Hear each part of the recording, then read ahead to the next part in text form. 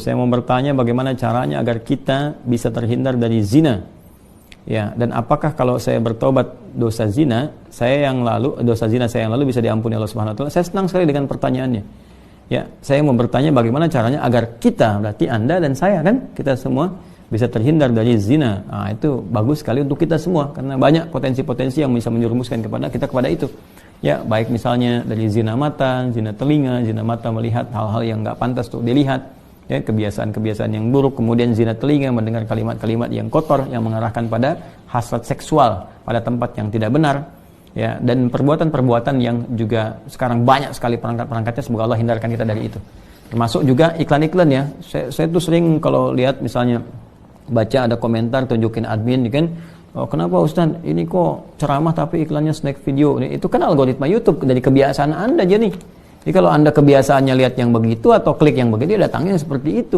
Tapi kalau Anda kliknya misalnya yang baik-baik ya, atau iklannya muncul ketika ada, itu kan dari kebiasaan Anda buka kan itu algoritmanya tersusun dengan kebiasaan kita buka laman apa dan sebagainya. Jadi Anda sendiri sebetulnya yang mengkreasikan itu. Jadi mengkoreksi untuk membuka sesuatu itu yang benar sehingga nggak datang iklan-iklan yang nggak diharapkan gitu kan. Baik. Lalu apakah kalau ada ini si fulan atau fulan yang bertobat dosa zina yang lalu bisa diampuni? Insya Allah. Bahkan jelas ayatnya. Quran surah ke-39, ya, Az-Zumar ayat 53. Dan ini kan turun ketika ada seorang ingin bertobat dari dosanya. Ya, dan ini dosa besar gitu kan. Bahkan ada ayat menyebutkan dari zina. Ya, apa yang disampaikan Allah di sini? Qul ya ibadiyalladzina asrafu ala anfusihim la taqnatu mir rahmatillah. Ya, innallaha yaghfiru dzunuba jami'a. Ya, wahai hamba-hambaku, masih disebut hamba, dianggap hamba, diaku hamba oleh Allah Subhanahu wa taala. Ya, kata Allah, "Hei hamba-hambaku," katakan Muhammad SAW kepada hamba-hambaku yang israf berlebihan. Jadi israf itu udah standar tertinggi dalam dosa. Ya, jadi ada khata, nanti ada afu pasangannya, ada dzambun, ada ghafir pasangannya. Ghafir Quran surah ke-40 misalnya ayat 3, ghafiriz dzambi wa qabilit taubi. Kemudian ada naik lagi dzunubun, ada ghafar pasangannya seperti surat Nuh ayat 10, faqultu astaghfiru rabbakum innahu kana ghaffar. Ada ghafur. Kalau naik lagi dzunubun ma'adh-dzulmi, jadi khata'un, dzambun, dzunubun ma'adh-dzulmi pasangannya ghafur, kemudian israf pasangannya rahim. Ya, israf pasangannya apa? Rahim.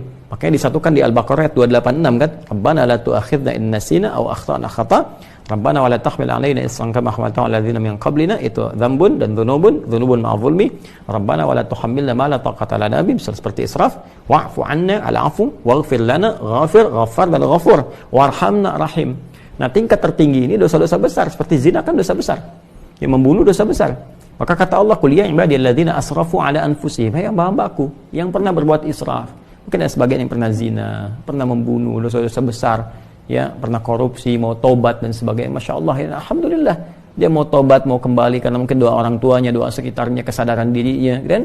Kemudian la taqnatu min rahmatillah, jangan putus asa dari rahmat Allah Subhanahu wa taala. Innallaha yaghfiru dzunuba jami'a. Allah akan mengampuni dosa-dosa itu seluruhnya sepanjang kamu mau tobat. Sepanjang mau tobat. Makanya Allah itu sangat menyukai orang-orang yang tobat dan berusaha kemudian kita mendekat kepada Allah. Dan Allah pun berikan jalan sampai titik terakhir dia, sampai nyawa di kerongkongan. Kan yang paling viral itu kisah Fir'aun kan? Ya, Fir'aun, Allah menerapkan keadilan, memberikan contoh kepada kita. Ini Fir'aun, se-Fir'aun-Fir'aunnya, ya, yang merasa paling kuasa, hobi bunuh orang dan sebagainya, zalim dia, masih diberikan kesempatan untuk tobat dengan diberikan bimbingan dari dua nabi. Kurang apa coba Musa dengan Harun? Ya, diutus untuk Fir'aun. Ya, idhaba ila Fir'aun innahu tagha. Datanglah kepada Fir'aun, dakwahi dia dengan penuh kelembutan. Dia sudah mulai menyimpang.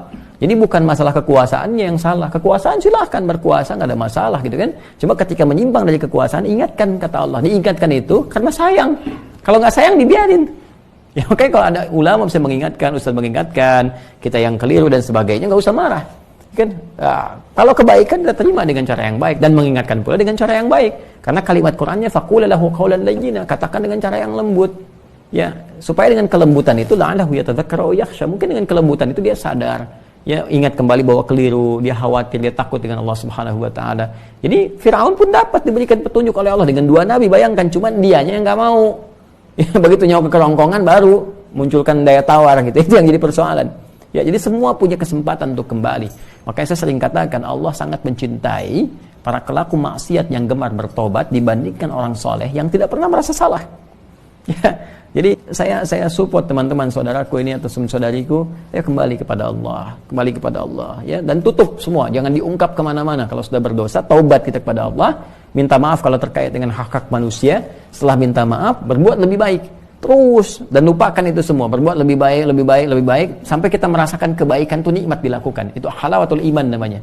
Itu tanda taubat kita diterima oleh Allah Subhanahu wa taala. Tanda taubat itu kan ketika kita menyesali, kemudian ada rasa nggak enak untuk mengerjakan lagi atau bahkan mendengar, ya ini saya nggak mau dengar acara-acara gini, sudah nggak suka dan sebagainya. Terus berganti jadi kebaikan, nonton yang bagus-bagus, bacaan yang baik, enak sholat dan sebagainya. Itu tanda taubat kita diterima oleh Allah Subhanahu wa taala. Ya, jadi di sini saya kira semua punya kesempatan yang sama untuk menjadi baik, untuk dimuliakan oleh Allah Subhanahu wa taala, dan tidak sungkan kita mendoakan setiap orang termasuk diri kita sendiri, yang untuk selalu berusaha ya, konsisten pada nilai-nilai